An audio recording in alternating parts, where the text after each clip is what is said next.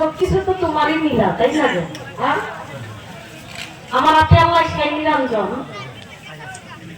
আল্লাহর বিনা হুকুম ছাড়া একটা গাছের পাতাও লড়ে না। লড়ে কি গো? তা কিন্তু লড়ে না। সৃষ্টি জগতে এক ভগবান ছাড়া কিন্তু গাছের পাতাও লড়ে না।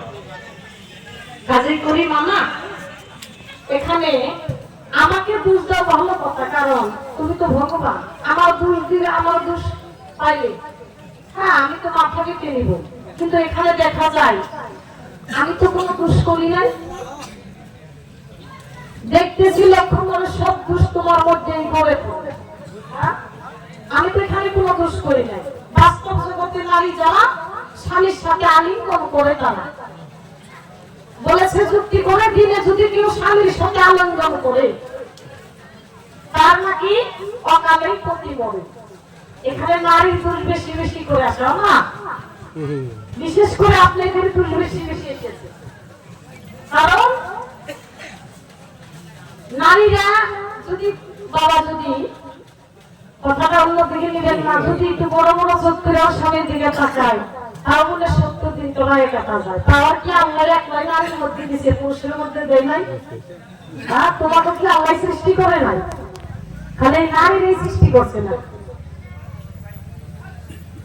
আমাকে বাড়ির বলে, আপনাকে বাড়ির কথায় কথা কই আমি রাখি আমাকে দেশের কথাই কই। নতুন করে ছেলে বিয়ে করাইছে সকালবেলা। আগেকার দিনে শাশুড়িরা বেশিরভাগ চালাক ছিল, তাই না? যদি কাজ না থাকতো ওই ছেলের বউকে দিয়া ওই ঘষি পর্যন্ত উড়াইতো। এখন কিন্তু ওইটা নাই। আমাদের বাড়ির সাথে কেবল মাত্র নতুন করে বিয়ে করাইছে, তারও ওই একটাই ছেলে। সকালবেলা ঘুমের থেকে উঠে যখন ঘরের সামনে এই যে গালে হাত দিয়ে বেশিটা বইছে, মায়ের সন্তানের দিকে লক্ষ্য করছে। সন্তানের দিকে লক্ষ্য করে এখন ডাক দিয়ে বলতেছে, মাগি নে আমার পোলার এক রাইতে শেষ করে হলাইছে। দেখছেন কথা? এটা এই নারীর দোষে, নারীর দোষ করলো, কিন্তু তার ছেলের কোনো দোষ না। উনি একটা কথা বলে গেছে, চক্ষেরও শত গোবিন্দ মজ গোবিন্দ ঘাম, এক বিন্দু মনি জন্মায় মজকে, যতই খরচ করে ততই বাড়ে। খরচ করলে ধন কমি নাহি যাই সংসারে, মাসের মধ্যে 1 বছরেতে 12, ইয়ার চাইতে যত তুমি কমাইতে পারো। ইয়ার চাইতে ভিন্ন ভিন্ন যে করিবে সহবা সকালে হয়ে যাবে তার মরণে। এখন তোমার দোষে তুমি মরো, এখানে এই নারী কর্তৃকের দোষ আছে, এইটাই তো আমি বুঝি না। রাতার দোষে কিন্তু শেষে মরো, কথা তো রাইট। হ্যাঁ, কথা রাইট। এই নারীর দোষ দেয়। তো কাজেই ভুল করি মানা। এখানে গুরু একটি কথা বলেছে, হ্যাঁ, ওই যে ছেঁড়া ছেড়ির হয় নিকা, বিয়া হয় কার সাথে? গুরুর সাথে। হ্যাঁ, বিয়া হয় গুরুর সাথে। তো বিয়ার আগে যদি নিকা বসে কেউ নিকা করে, তাহলে তার মরা মরবো না তো কার মরা মরবো?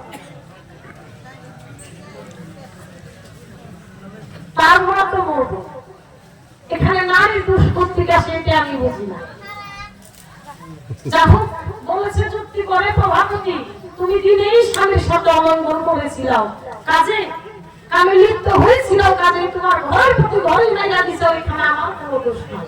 আহা, কথাটা খুব চমৎকারই বলছ প্রভু, তোমার কথাটা আমি মাথায় রাখি। আমাদের মুসলমান শাস্ত্রে একটা প্রমাণ আছে, দেখেন লক্ষ্য করে।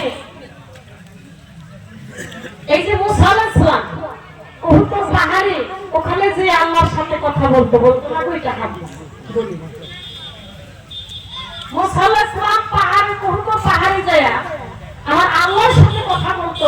হে আমার বাড়িতে রাহি, আমরা নারী পুরুষ যখন একাজ করো হই এক জায়গায় থাকি, তখন তুমি কোন জায়গায় থাকো?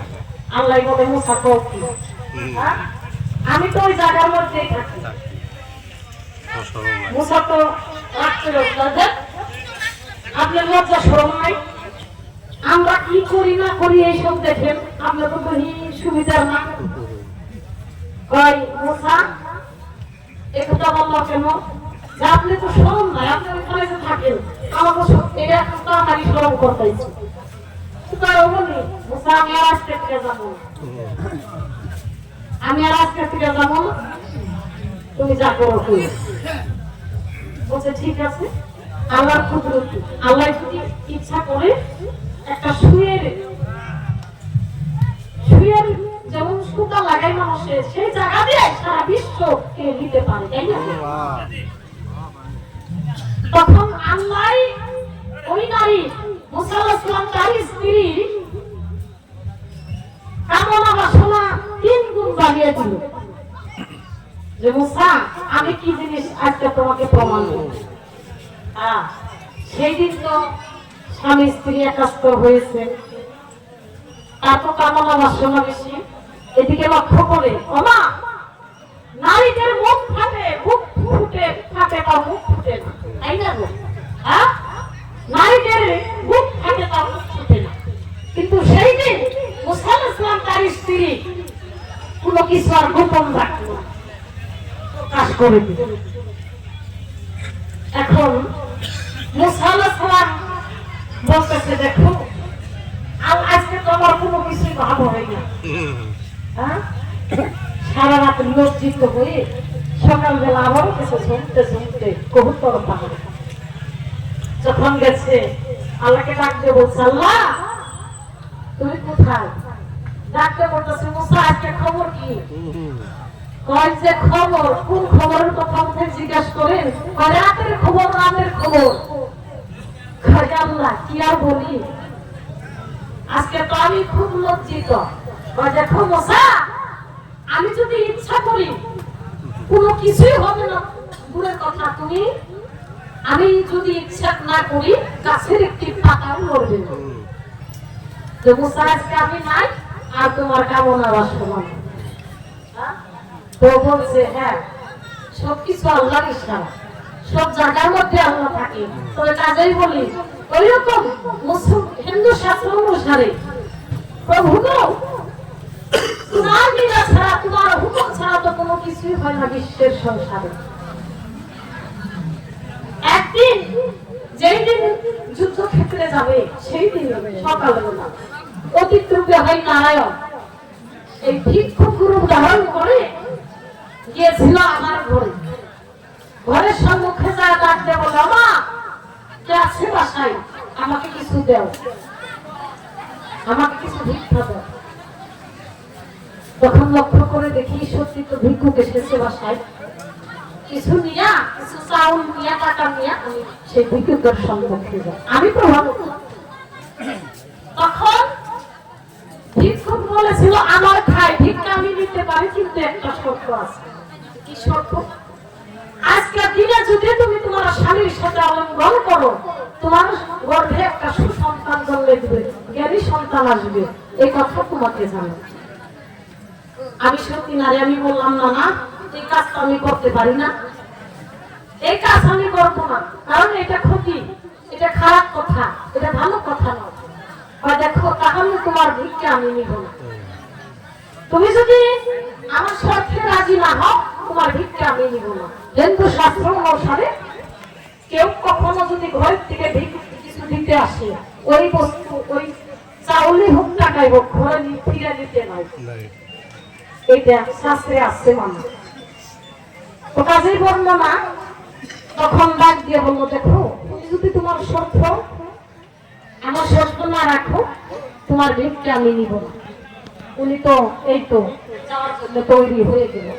এখন আমি প্রধানমন্ত্রী ডাক দিয়ে বলি আমি এই ভিক্ষা অন্যজনকে দান করে দিব, তবু আমি ওনাকে ওনার শর্তে রাজি হব না।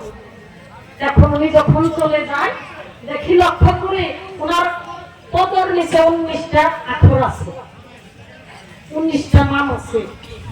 ওই নাম যখন আমি ওখানে যেখানে দাঁড়িয়েছিল দেখতে পাই, আমি তখন অনুমান করছি অতীত রূপে হয় নারায়ণ এসেছিল আমার ধরাই, এই তো স্বয়ং ভগবান এসেছে।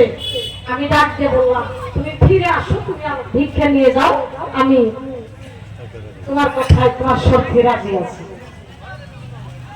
সেদিন তো আমি তোমার সঠিক তোমার কথাই রাখি। তখন এই তো উনি ভিক্ষা নিয়ে চলে গেল, আমি আমার স্বামীকে নিয়ে তোমার হুকুম ছাড়া তো কিছু হয় না, তোমার হুকুম ছাড়া তো কিছু হয় না। কারণ তুমি বলছো বাহ্যিক জগতে নারী যারা কামনা বাসনে লিপ্ত হয়ে থাকে তারা, দেখো আমার আপে আল্লাহ সেই নিরঞ্জনে ফুলের বাগান সাজানো বলে আদম হওয়াকে সৃজন করে, কি বলে? হ্যাঁ, একমাত্র নাম রাখার জন্য, আল্লাহ রাসূলের নাম রাখার জন্য, আল্লাহর সত্য সমাটা অর্জন, আল্লাহর নাম রাখার জন্য। যদি কামনা বাসনে আল্লাহ না দিত, এই ফুলের বাগান সৃষ্টি হইতো না, এই ফুলের বাগান সৃজন হইতো না, আল্লাহর নাম কেউ গাইতো না। তাইতো কি গো? যত দর্শন তত আকর্ষণ, চুম্বক কি লোকে টানে টানে না, যত দর্শন তত আকর্ষণ, যত আল্লাহ তত আল্লাহ। আজকে করি মানা বাস্তব জগতে তোমার হুকুম ছাড়া প্রভু কোনো কিছুই হয় না। এটা তো তোমার হুকুম অনুসারে তুমি হুকুম দিয়েছিল, কাজেই আমার স্বামীর সাথে আলিঙ্গন করেছি। এখানে তো দেখতেছি আমার দোষ না, সব দোষ তোমার। তুমি কেমন লীলা খেলেছো, তুমি কেমন খেলা খেলাইছো। একটা নারী যদি তার অকালে স্বামী মারা যায়, একমাত্র সেই স্বামী হারানোর যে ব্যথা একমাত্র বুঝে সেই নারী অথবা মা। কি বলবো, তুমি তো মায়ের ব্যথাই বুঝো না। যার মা বাবার পরিচয় নাই সে আর মা বাবার ব্যথা কি বুঝবো? বুঝবো কি গো? কি বুঝবো? কাজে করি মানা একটা মন শিয়াছে বাবা, একটা কথা মনে পড়লো। কই মাঘ মাস হাজারের মধ্যে গেছে ওয়াজ করতে, এই দুই মন শিমিলা এই তো ওয়াজ শুরু করে দিচ্ছে। এমন তালে ওয়াজ করতেছে, ওয়াজের মধ্যে বলতেছে দেখো এই নারীদের কাপড় দিয়া যদি কেউ খেতা সিলাই করে ওই খেতা গায়ে দেওয়া যায় না, এটা জানিস না। দেখছে তো সারা রাত ওয়াজ করছে ভালো, রাতের 1টা বাজে যখন যায় এক বাড়িতে জায়গা দিচ্ছে থাকতে, মানুষের খেতা ছাড়াতে এখন একটা খেতাও হয়ে গেল সব নারীদের কাপড় বাংলা ঘরে নিয়ে ফিরতে দিছে। ওই নারীর যে দিয়া যে খেতা সিলাই করছে নারীর কাপড় দিয়ে, ওগুলার এই ঘরে রাখে না, লোককে বলতে টান দিয়ে ফেলাইছে। একটা পাতলা লঙ্গি দিয়ে কোন মতন জায়গা সিলাই মিলাই দিয়ে ফিরছে পাতলা ওটা দিছে দিয়েছে। এখন শুনে গেছে না এই মাঘ মাসের শীতের মধ্যে মাগো এই ঠান্ডার মধ্যে খেতা কখন তো কিছু দিলাম না।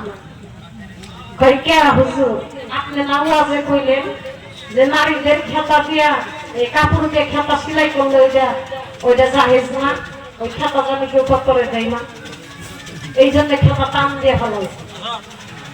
এখন বলতেছে এই আপনার আর একটা যে লগে আছে এটা খুঁজাই আর পয়সা কোন দেশের কথা কোন দেশে কোন না এটা কিন্তু খুব করব না। এই চৈত মাঘ মাসে কইছে, চৈত মাসের কথা যদি মাঘ মাসে এসে কও ওই কথার কি দাম থাকে? কাজেই করি প্রভু গো এই তুমি কোথায় কোন কথা কইছে? ওই যে চৈত মাসের কথা মাঘ মাসে এসে জুড়া দিছে। কাজেই করি মানা এটা আমার দোষ না, এটা তোমার দোষ। তোমার দোষে তোমার হুকুম অনুসারে আমার স্বামীর মৃত্যু হয়েছে। দেখি লক্ষ্য করে ইতিম কাকে বলে বাবা? ইতিম হলো দুই প্রকার।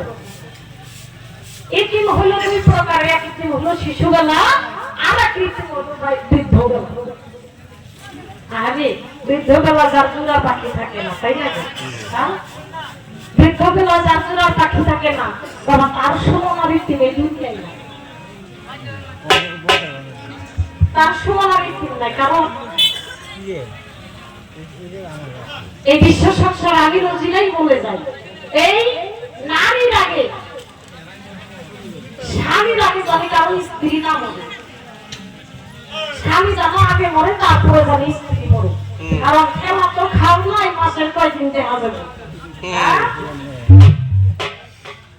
যাদের জোড়া পাখি নাই তারা কিন্তু জানে যে জোড়া হারানো কতটুকু বেদনা, যারা হারিয়ে গেছে সে কিন্তু বুঝে। প্রভু গো, দেখি লক্ষ্য করে অনেকের স্বামী ফিরিয়ে দিয়েছ বিশ্বের সংসার।